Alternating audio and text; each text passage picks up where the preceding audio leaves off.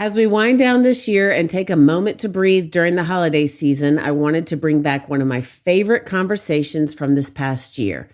Today, we're rerunning my episode with the incredible Izzi Friedman. If you're new to the show or missed this one the first time around, you're in for a treat.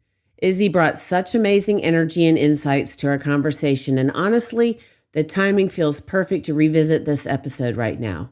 Whether you're listening while wrapping presents, prepping holiday meals, or just taking a well-deserved break from the seasonal rush, pun intended, this conversation is going to hit differently during the holidays. So grab your coffee, get cozy, and let's dive back into my conversation with Izzi Friedman, and happy holidays from my amazing podcast producer, Collier Landry, and of course from me.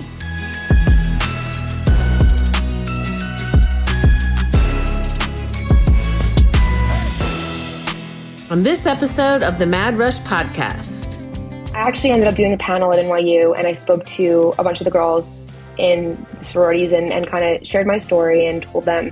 I did confidence building exercises with them. I led it with two other girls who inspire me. I brought them on with me, and I kind of gave them what I wish I always had at that age, was someone to say, do the inner work, take the time, journal, reflect, and share that with people in a space that's comfortable, that want to know you, that want to appreciate you. And it was really, really, really beautiful. And I think because it's really like when you're in alignment with what you're meant to do, it all works out.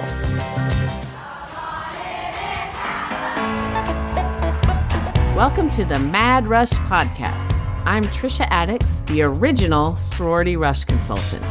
While the stories I have to share are nothing short of astonishing, this podcast goes beyond the wild client tales and sorority life. I'll be engaging with fascinating guests from both within and outside the Greek world, uncovering the surprising connections that bind us all together. Join me for a journey that's as entertaining as it is enlightening. Welcome to Mad Rush.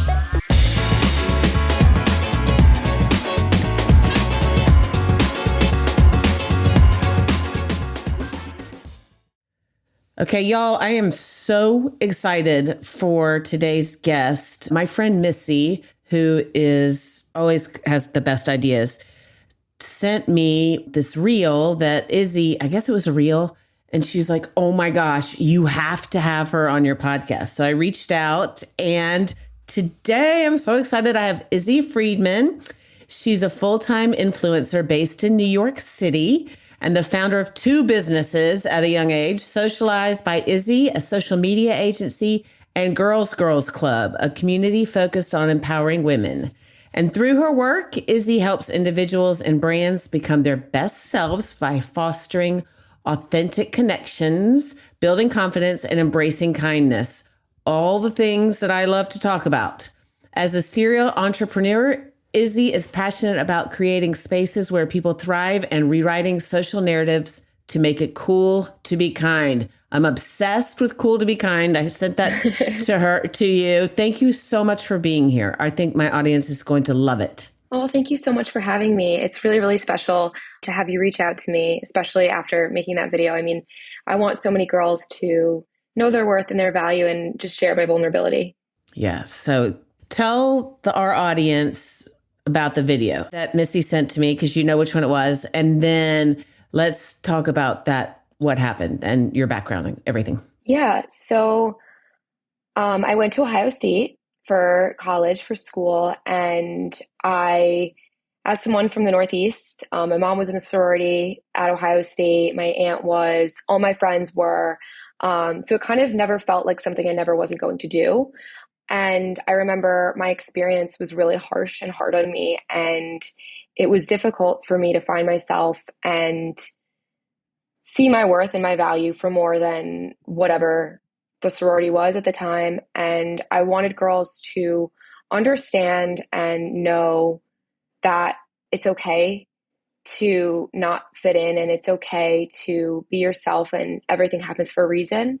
At that time, my life kind of really did a full 180. I felt like I was on top of the world and I had it all figured out. And then very quickly I felt so humbled and kind of just brought back down and was like, no one wanted you. And I felt so alone and so upset. Let's back up. Let's talk about what the experience that led to you feeling like that. So you went to Ohio State and as a freshman and you went through Rush. Is this let's start there. Yeah, so I went through Rush. I said my family had all previously been involved in Rush, so I never really even took the time to, I guess, decide if I even wanted to. It just kind of felt like something I had to do. And I think that also played a part into it as well. But throughout the whole Rush process, I was super nervous, but I kind of kept telling myself, you got it, you got it, you got it. Don't worry. I had a big who was dirty rushing me, which wasn't the best. I really, really thought that. What do you mean? I know what you mean, but just in case somebody's listening, what do you mean by a big that was dirty rushing you? Yeah. So I met a girl before I got to the school and she would comment on all my posts. I love you. Like, you're my little, like, don't worry. We're in this together. And then throughout the Rush Oh, process, wow. she was like introducing me to her fam. And like, obviously, they're not supposed to follow you on Instagram while you're going through the process. And her whole family did. And um, And by family, you mean her sorority family. yes, her grand big, her big, et cetera, et cetera. And I'll explain that in a minute when we get a break because I want people to understand what you're talking about. So go ahead. Yeah, yeah, of course. I was so happy. I thought I finally had a place to be, or like I would kind of figure it out because obviously you don't know anyone going into a new school. And it kind of made me feel seen and appreciated. And I was like, I do got this. Like, it's so fine. Everything's great. And then I remember picking out all my outfits for recruitment, and I was so excited. I was overthinking everything, especially coming You and from New everybody Jersey. else. Yeah. I felt like the vibe in Ohio is obviously so different than the vibe in New Jersey. So I tried to like kind of match the vibe, but didn't really know. I was so focused on what anyone else would think and not what I wanted to be wearing and what I wanted to be doing. And was so worried about the opinions of other girls. And I remember being so strung out after the first day, having conversations with 5 minute conversations with like 5 different people in each house. And I was like, I'm so talked out What by year? the end of the day. What year was this? When did you graduate high On my school? fresh, I graduated high school in 2018 Gotcha. and I rushed in the spring of 2019. Gotcha. Okay. So sorry, I interrupted you. I was just trying to No worries. get Feel so free. I'll you keep talking. yeah, well no, good. That's good. So okay, day one, you're exhausted, that BS conversations that is just super overwhelming, right? So I got back. I remember my friend was talking to her friends about how she wanted, and everyone was kind of talking. And I remember like my mom telling me, don't tell anyone what house you want because you don't know what you're going to get. You don't know how it's going to work out. But like, Good advice. yeah. But I kind of felt like I had public knowledge already. Like this girl was already making it pretty clear to me and my followers and my audience or whoever was looking that I was her little. And I was set in the sorority that I wanted. So I kind of guess I went in biased, Mm-hmm. talking to the other homes and houses, and I just kept bringing myself back to that one. And I'm like a very social person. I love talking to people, but I've never been strung out like that before. And it was so crazy to me because it is intimidating. There's so many people you don't know that are older than you that are in this school where they know what they're doing and you don't. And do you look up to them? Yes, but like, where's the balance between being yourself and wanting them to like you? So it was like very hard for me to navigate.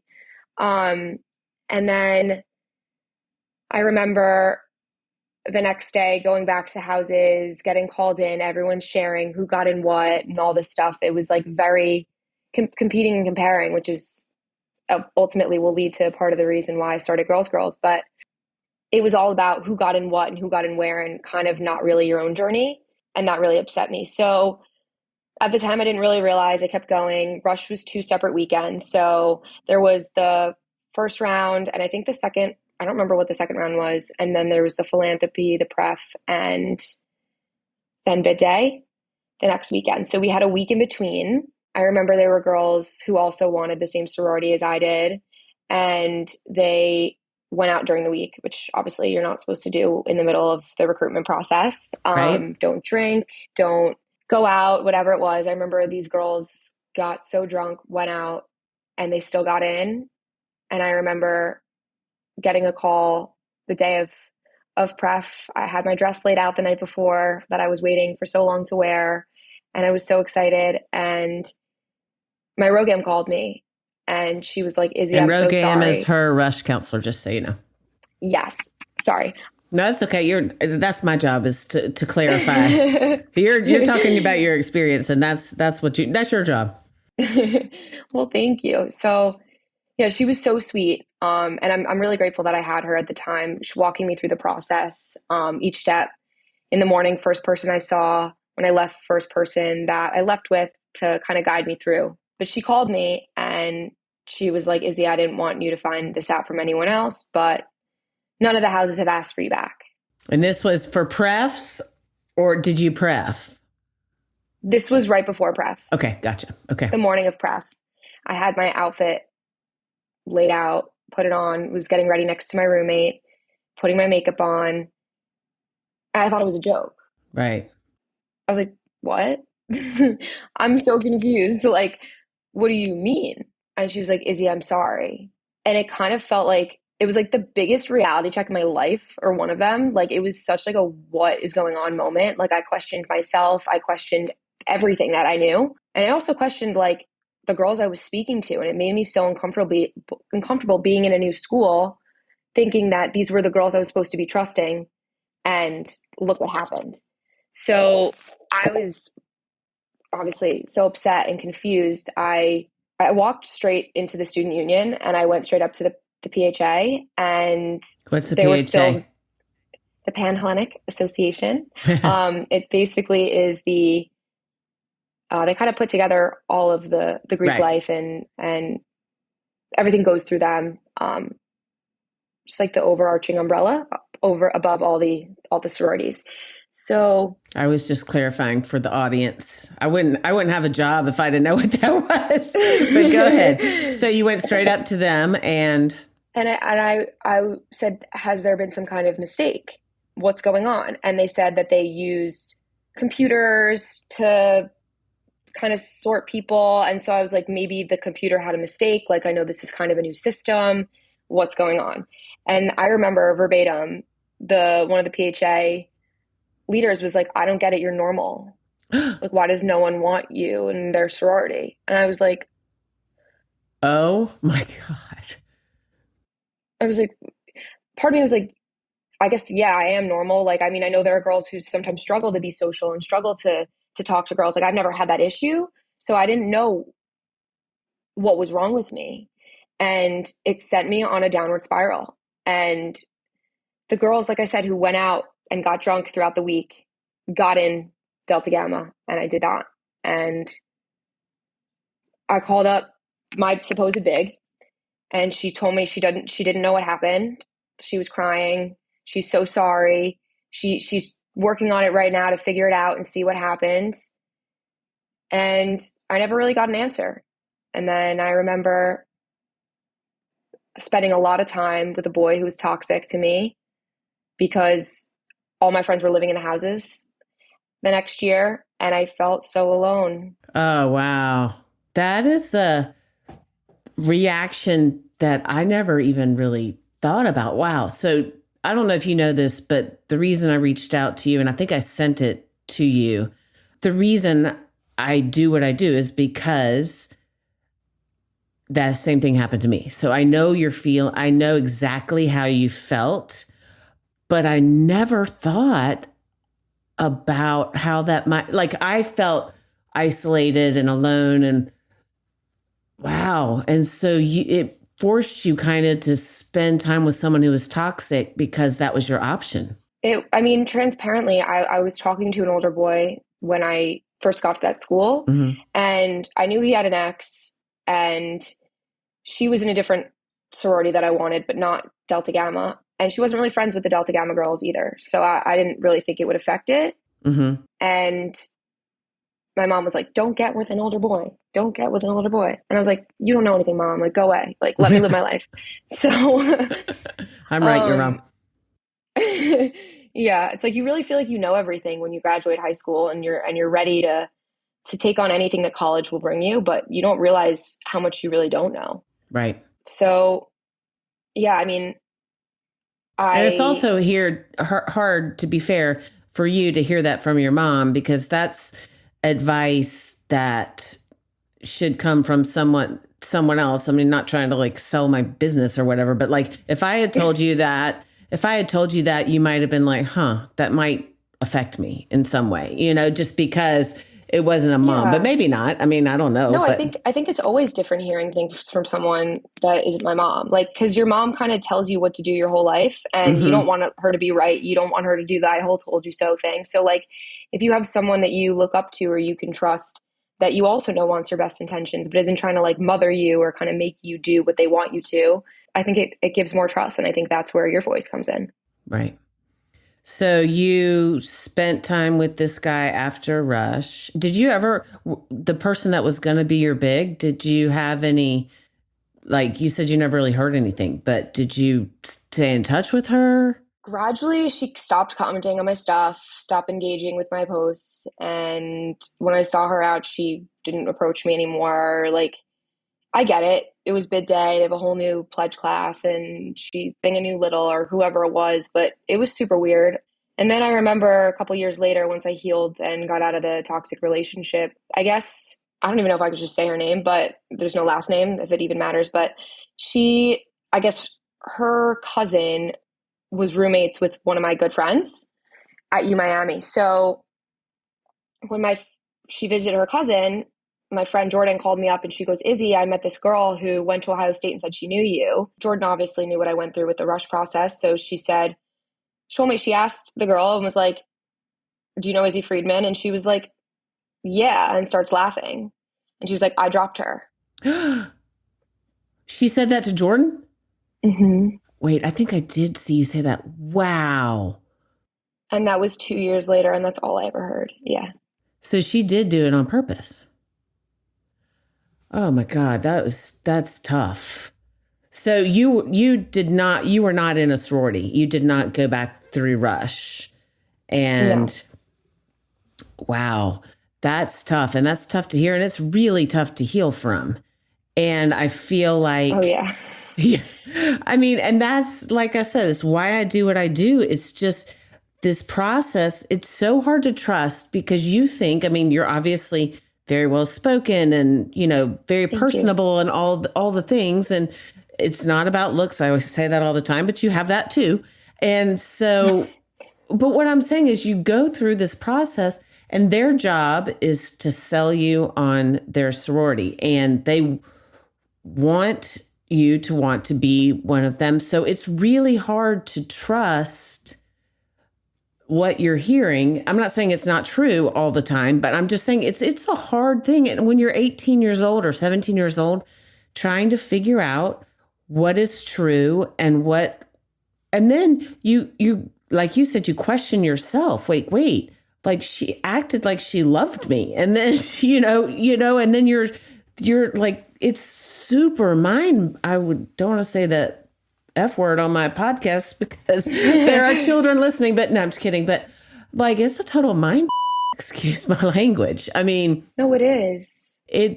and that is and same with I'm glad you had your row gam or row kai. I don't know what they're called there. You said it, but like, Yeah. she's got to move on because she's got a whole group that she's working with. And so she's got to concentrate on other people. So she's kind of leaving you just by the nature of it. I'm sure she did feel a connection with you, but she's got other things to do, other people to. Yeah. And so you're left alone and confused. And you've been through this thing that you thought you could trust and you couldn't. And again, I think, go ahead. You think what? yeah, I think so much of that's why I said in the beginning, like, I don't know if I even wanted to do it. I just placed my worth on it. Mm-hmm. I had my head set on this sorority that looked cool, that looked great, that I loved how the girls were posting on Instagram and how they presented themselves and the frats they paired with and all of those things. And I knew what getting into that sorority would look like from the way other people viewed me. And that's the value I placed on the sorority, not necessarily the entire intention of it, which is like to bring people together and create a safe space for them. But it became the opposite. for And me that's a because very I good wasn't point. yeah. You weren't, and I'm not being critical at all, but that's what I always talk about. Finding your fit is so much more important than going with the cool one or going, and I'm not speaking about you, I'm talking about in general. If you go at it from a way that is not genuine to you or doesn't feel right, then it's not going to work out. And I'm not saying that's not what happened to you, because it's clearly not, but I'm just giving that advice to listeners that, if you're going, it's sort of like The Bachelor. Are you there for the right reasons? And if you want to get Instagram followers, or you want to be cool and you want to be with the cool guys and whatever, that's a recipe for disaster. Again, I don't think that's what happened to you, but I think that is all part of it for you as a person, genuinely. And I'm not trying to put words in your mouth, but Oh yeah. you're a very genuine person. And for you to not to kind of just go with a shiny thing in the corner rather than actually thinking about it beforehand. I mean, when you're in the midst of it, it's all just chaos. And so it's really hard to center yourself. It seems like your whole worth of life, like in college, is placed on which house you get put in and how people will view you because of it. And I think it comes with so much of society and the way we were raised, thinking that we as girls need a clique to fit into. And what is that clique categorized as? And we almost, even as humans, need to label people as certain things to make us feel a certain way about ourselves. And that is my goal with Girls is to ultimately teach girls and people everywhere that every single person has something special to offer in this world. And if you open up yourself and allow yourself to get to know each person, you will become better as a person because of it. And if you strive to look a certain way or be cool, like I always say, like luxury is a game you'll never win. You're never going to be the coolest. Oh, thank you. I think there's always going to be someone with more and always going to be someone with less. So instead of playing the comparison game, at that age especially, I really wish that I would have sat down and got to know myself and figured out what I wanted for myself and what actually makes me feel worthy, instead of thinking that being in a certain clique or being around certain girls, even if they weren't the kindest, gave me my worth. Right. And that is so what I try to do is try to help people, which, you're so wise, and it's sort of like, people don't want to listen to their moms.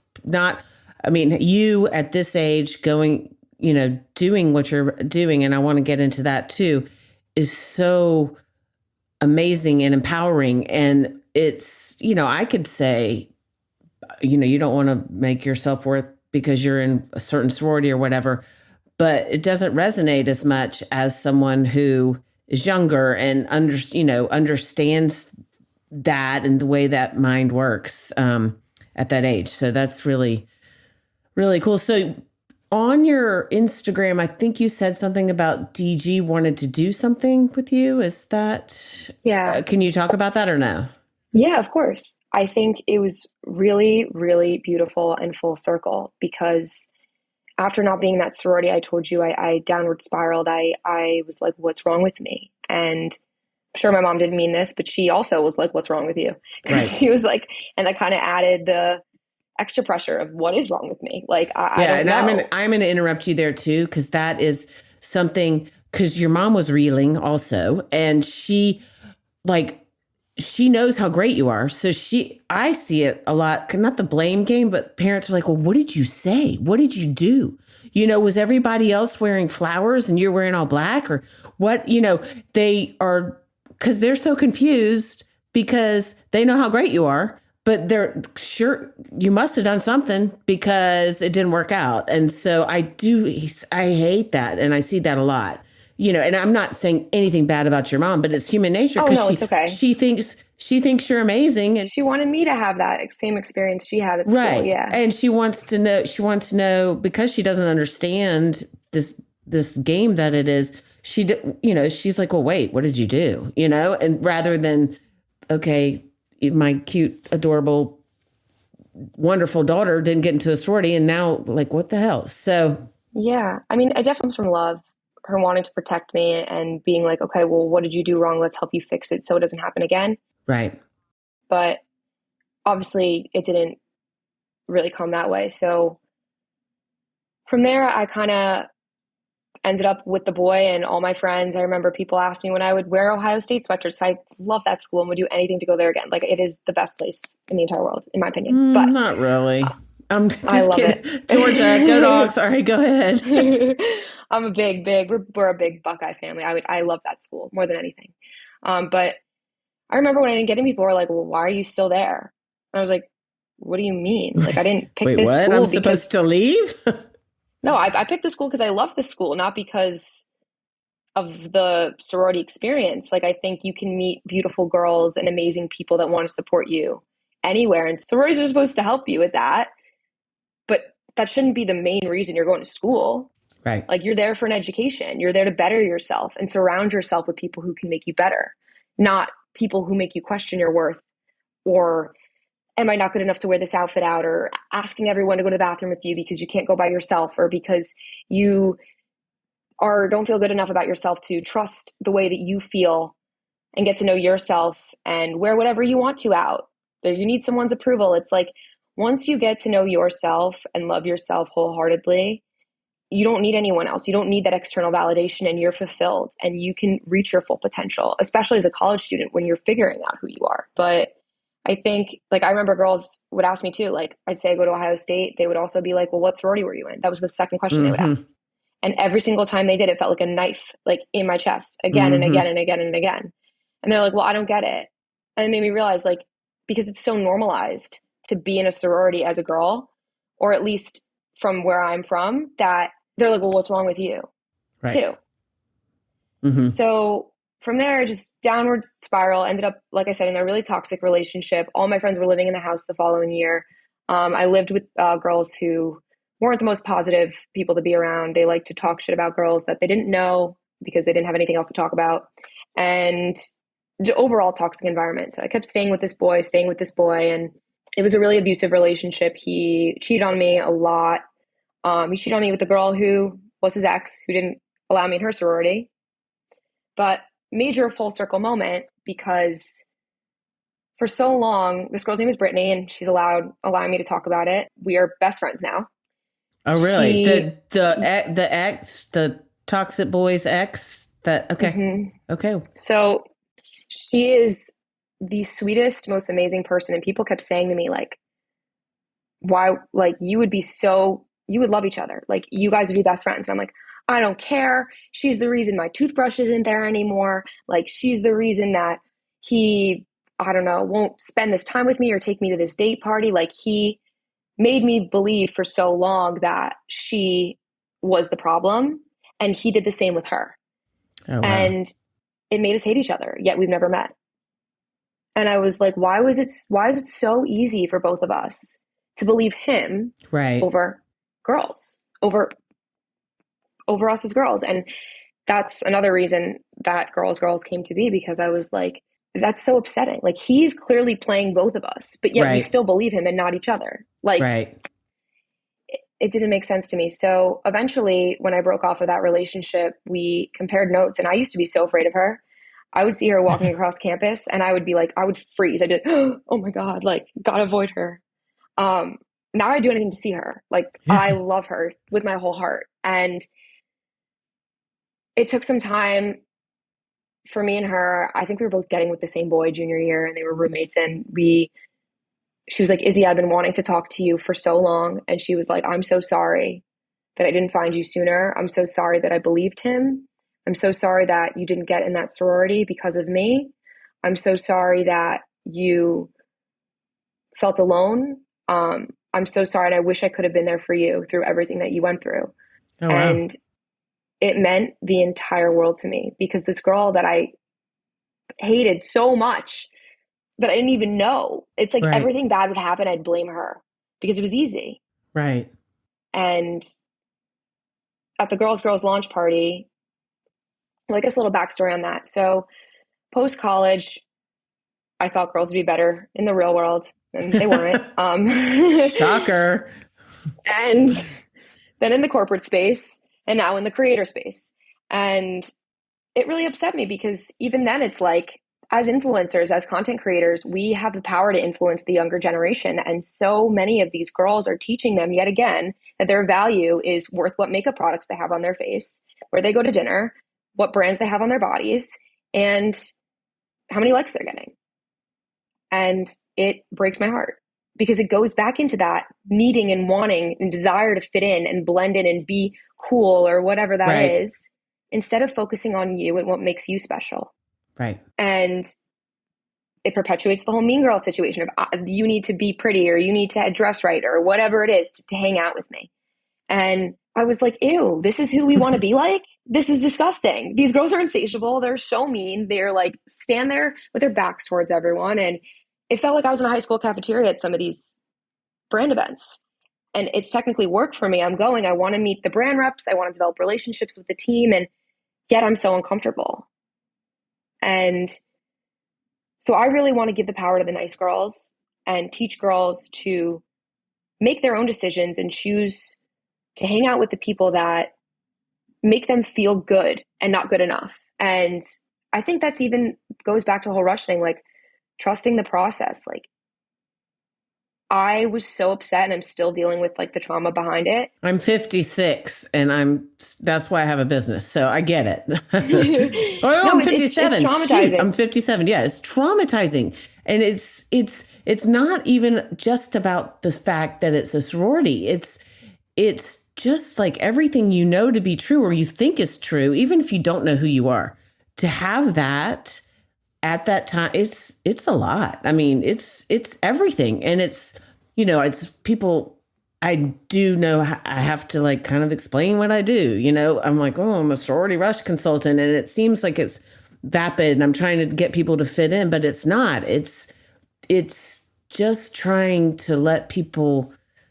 I mean, I had the trauma, so I don't want that to happen to other people. And the way to do that is to be your authentic self. And the only way you can do that is if you figure out who that is. And that's what I try to do and help. But you are a lot younger than I am doing that. So that's amazing. Well, so tell me, you mentioned Girls Girl. So does that tie back into the DG thing? And then I want to hear about like what actually Girls Girl does. Yeah. So basically, I was just like, what if we brought all these people that know that your worth is more than that and brought them together? And what could we create? So I kind of brought girls into a room and I launched the Girls Girls event. And within a week, I mean, it blew up since. And in a week, I got an email from, of all the sororities, NYU, DG. Wow. And it was a really long, thoughtful, beautiful email from the president reaching out to me. And she said, Izzy, everything that you wrote and that you are speaking about Girls Girls, because I put my launch speech on Instagram and it took off. She was like, this is exactly what I want for my community. It's exactly what I'm trying to build. And I would love for you to come in and speak to our community about confidence and kindness and female friendship and the way we should be treating others. And did you just burst into tears when you read that? I froze. I was like a deer in headlights. I called my mom right away and she starts crying. I know. I've teared up just hearing you say it. It's just unbelievable. I was just in utter shock and disbelief. Because it's really like when you're in alignment with what you're meant to do, it all works out. Mm-hmm. So stop trying to be the person that you're not and just be the person you are is I think the moral. But your trauma and your need, just being your authentic self, which is what I say all the time, has led you to this calling and you're going to help so many people. So what does Girls Girl do? Like physically, like, I mean, not physically, but you know what I mean? Like, do you have meetings or what is it? Yeah. So I actually ended up doing a panel at NYU and I spoke to a bunch of the girls in the sororities and kind of shared my story and told them.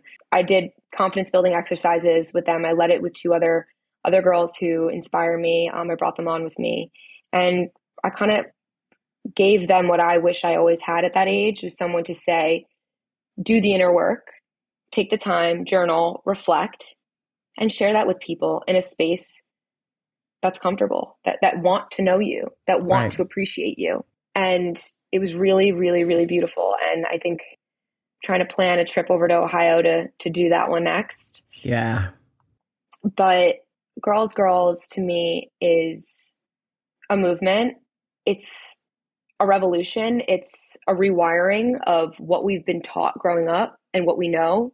It's changing the scarcity mindset to the mindset of abundance and being open and accepting instead of being closed and angry and sad. Because even now, I see friends that are just like, they talk shit about girls all the time. And Hmm. then I'm like, imagine, like, I can't imagine what they think about before they go to sleep at night Right.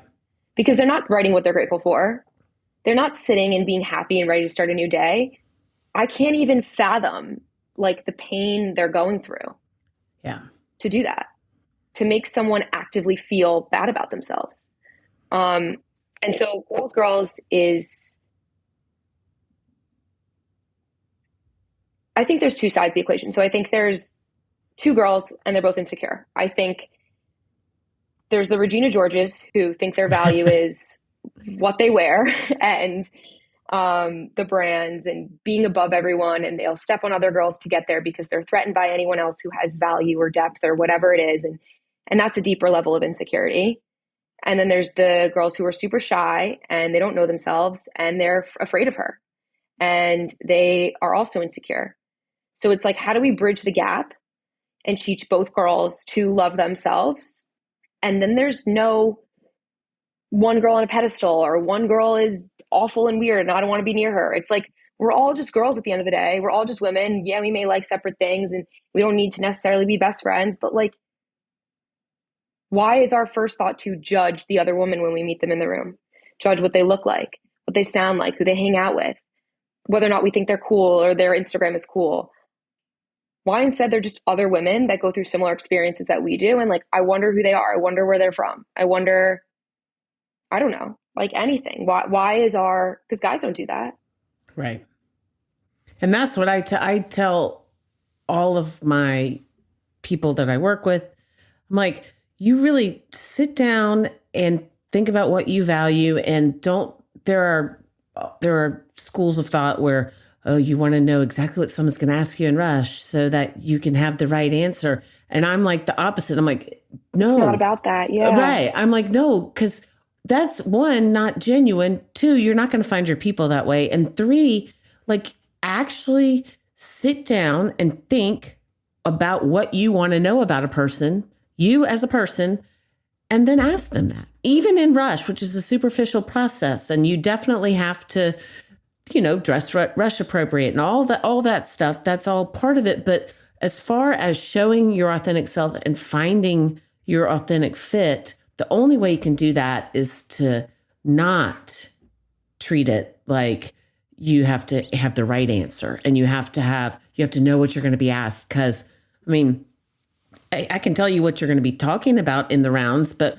what you find out about them, you have to put in some work and you have to think about, what do I really want to know about these people? Because you're trying to find your people, and that's all you're trying to do. And you want to be genuine and authentic, and people are attracted to people who are confident in who they are and who want to lift other people up. And you're right. I don't know those people that are talking about other people. I think you hit the nail on the head. There's some pain there that is tough. But I mean, my bet is you, even when you were in a lot of pain, didn't do that. I'm just guessing. I mean, I'm not asking you Yeah. to say yay or nay. I'm just saying, I feel like when you're going through something like that and you're struggling, you kind of just don't even know what to say, if that makes sense. Yeah, definitely. I think you kind of have to realize that it's time to stop playing the victim and do the inner work and get to know yourself, because this is going to sound super morbid, but like you're the only person that you have for the rest of your life that you truly will have. And it goes back to the whole thing of like girls can't be alone and they can't sit with themselves because they're afraid they won't fit in, they won't be good enough. So, like I said, each person has something uniquely beautiful about them. And when you hone into that, you'll find people that help you grow that. And when you're in alignment, you're living your life to your fullest, and the right friends will come along, and you'll have real, genuine friends that support you, and not just a big quantity of friends that make you feel alone all the time. And yeah, I mean, we create physical safe spaces for girls, doing different types of events in New York City. We're launching in LA later this year, which is really Whoop, exciting whoop. considering we're not even 5 months old. That's Thank you. awesome. But I think in order to make it cool to be kind, in order to spread the message as far and wide as we can get, I work with brands that I feel like align with our values and our mission. And as a creator, every brand that reaches out to work with me, I pitch girls, because on the other end of it, they also work with people who are entitled and aren't grateful and maybe take advantage of them, and they don't see them as humans. They're just people that are going to help them get whatever it is, more brand deals or whatever, because they're insatiable. And I think, like I said, luxury is a game you'll never win. It's like, it's just, you have to love yourself, and it's scary, but I want to glamorize doing the inner work. So we have an event coming up with Buxom, actually. I don't know if you know Buxom Cosmetics, but we're writing a love letter to yourself and then writing a love letter to someone else for Valentine's Day. And then we've done events where you journal and you break down your insecurities, and you write down what's the one, like what upsets you about yourself, and what do you love about yourself, and how do you want other people to view you. And if you can just close your eyes and embody that human, you become her. So there's so much spirituality behind it as well, and manifestation, and a lot of tactics that go into it. But I think the first step is creating a safe space for girls to feel comfortable being themselves and know that they're accepted, and everyone in the room wants to be their friend just as much as they want to be everyone's friend. And it's been the most rewarding thing, seeing girls come in and not know one another and then leave and go get their nails done together the next day, or like anything from going to dinner all the time. And the stories that I've heard, even just the feedback, has been beyond what I ever could have imagined.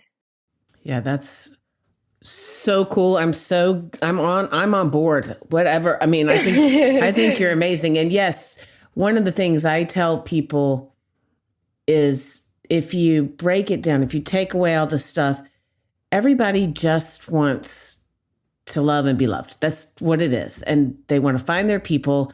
And, I kind of say that I don't give them a safe space, but I say, go up to somebody. If they're alone, go up to them and start talking to them and really want to know what makes them tick. And then that's how you start to make connections. And I think you're doing that in a platform that's amazing. And I want to tell everybody listening to be a girl's girl, and that it's cool to be kind. I think you're amazing. I want to help you with your mission. It's so aligned with my mission.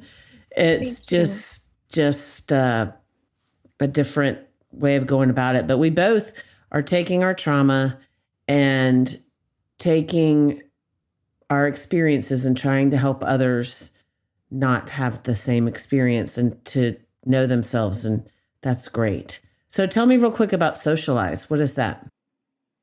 So Socialize is my social media agency.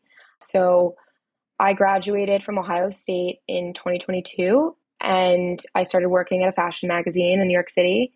It was my dream. I always wanted to work for a fashion magazine. I used to read Bazaar, Elle, Vogue, and tear out all the pages and was like, this is going to clear my acne. This is going to be the best of the best. Like, I trusted them wholeheartedly. And maybe I'm naive or whatever, but when I worked there, I realized it wasn't as genuine as I thought it would be. And I was like, who's going to tell everyone what's real? Isn't your whole business success on people's trust? And you're not even trustworthy. So I started posting on my social media, and I always loved posting and sharing things with people and connecting people, making my friends friends and all the things. And I was like, I have this big platform and I have a big following.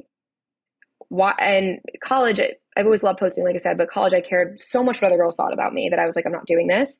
And then I realized, like, why do I care about what everyone thinks about me when I should just be myself? So I started posting my honest feedback on products and experiences, and I tried to glamorize my day in the life.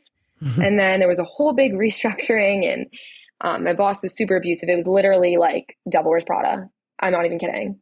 Oh, wow. It was the craziest thing. I am never, and I love to write. I love to read. I'm like a little nerd. I love like my books and everything. So I was like, why am I here? And I was watching the magazine issues get skinnier and skinnier and skinnier, and my social get bigger and bigger. And I was like, what am I doing?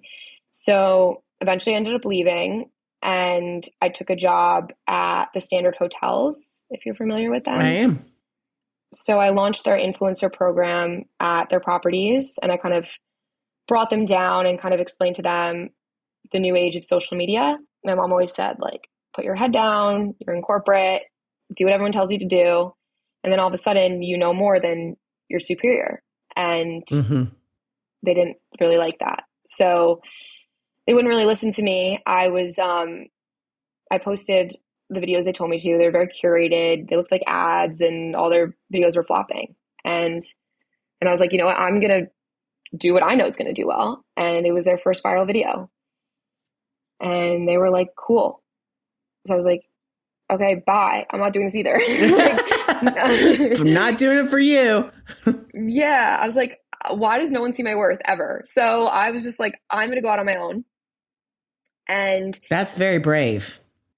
Yeah, it definitely took a lot. But I am so grateful every single day. It forced me to get to know myself and hone into my skills and talents. And now I can share it with the world and help other people do that as well. So kind of how I keep saying, like, everyone has something unique to offer. So does every business and brand. And it's like, why would you go to this restaurant over this one? Like, if you're just posting the same thing. So I share the unique values that each of my clients has. So I want to help them tell their story online and kind of like socialize their brand into social media, whether through community, connection, posting, telling stories of the owners and the founders and how they met, and sharing real experiences, and maybe people who got engaged in the restaurant or whatever it is, just building real human connections from a brand standpoint as well. That's awesome. Yeah. And I experienced that too I've never really done that, but whenever I post like authentic, like me, and people understand my motivation, which is very different than what it could seem like on the surface, that's when I have the people that respond to me the most. And that is when my business does the best. And obviously I want to make money, but it's when people realize that this is unique to me. I am the only person who can do this the way I do it. And so, well, with my team, but yeah, it's the authenticity is what is giving you and will continue to give you success. I mean, not that you need my validation, but. No, but I think it's important that everyone knows that. Right. And I'm super excited to, like I said, have you on here, but I'm all in for anything you need. I can connect you with people, whatever. I think that you're going to change the world even more than you already have. And I think you are uniquely amazing. I really do. I'm not just saying that. I don't say that to many people.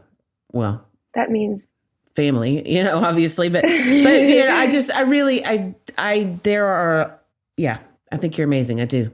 And I see a lot of people. That means the world to me, honestly. Well, I'm in your camp. I'm an Izzi Friedman fan, and we have to do the hashtag observation of the day stuff. But then I want you to tell people how they can find you, how they can get. I think a lot of people, this is going to resonate with a lot of listeners. They're going to want to be a girl's girl, and they want to, and they're going to want to be cool to be kind. So I probably said that wrong, but yeah. Whatever. No, you didn't. No, it's cool to be kind. It's cool to be kind. All right. So Bama Rush Talk popularized the hashtag OOTD outfit of the day, which I'm sure you're familiar with. For Mad Rush, I'm repurposing hashtag OOTD into observation of the day So what is your hashtag observation of the day? And I feel like you've already had a million, so this can be whatever. I don't know. I'd say, Cool to be kind is a really good one. All right, let's do it. My Yeah. observation of the day is that it's cool to be kind and it's cool to be you. That's awesome. All right. Thank you. All right. So tell people how they can find you, Instagram, whatever you young whippersnappers do. So I'm on Instagram at Izzi Friedman. It's spelled Izzi. And then Friedman is like fried man. And then everyone always loves when I say that. I don't know. There's so many different ways to spell it. You can also find me at Girls Club NYC on Instagram. And then my social media agency is Socialize by Izzi with an I. I think we need a girl in the South. The girl. I'll get there. Yeah. Well, with my help, dang it, I'm in. Awesome. I don't think you need me, but anyway, I am in your corner. I think you're amazing. I'm so glad you were here today, and I look forward to following along and being with you in whatever way you want, because I think you're simply amazing. Thank you. That means so much to me, especially coming from you. And I'm excited. I'd love to continue working together and see how we can bring our message to more people. That's awesome. Let's do it. Thank you. Okay. Thank you. Thank you for having me.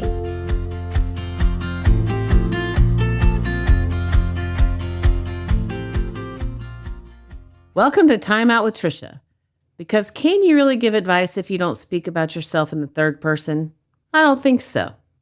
This is exactly how I speak to my clients. The good, the bad, and the ugly. So listen to me. I know what I'm talking about. Now let's get into it.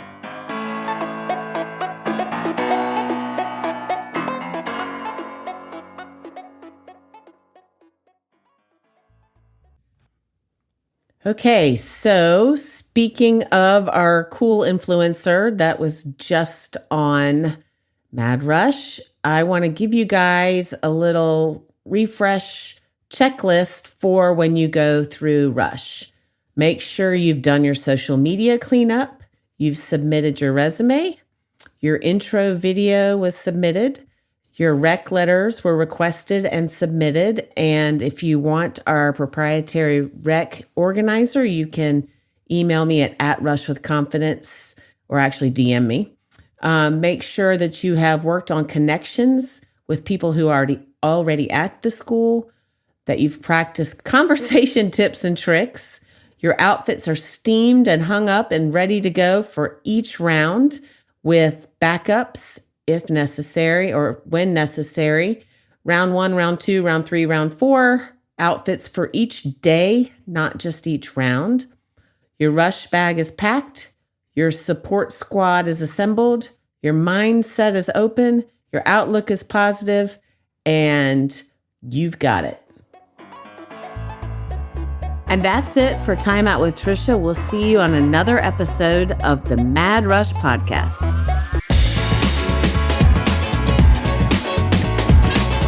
Thank you for tuning in to another episode of the Mad Rush Podcast. If you are enjoying this podcast, please consider leaving us a 5-star review.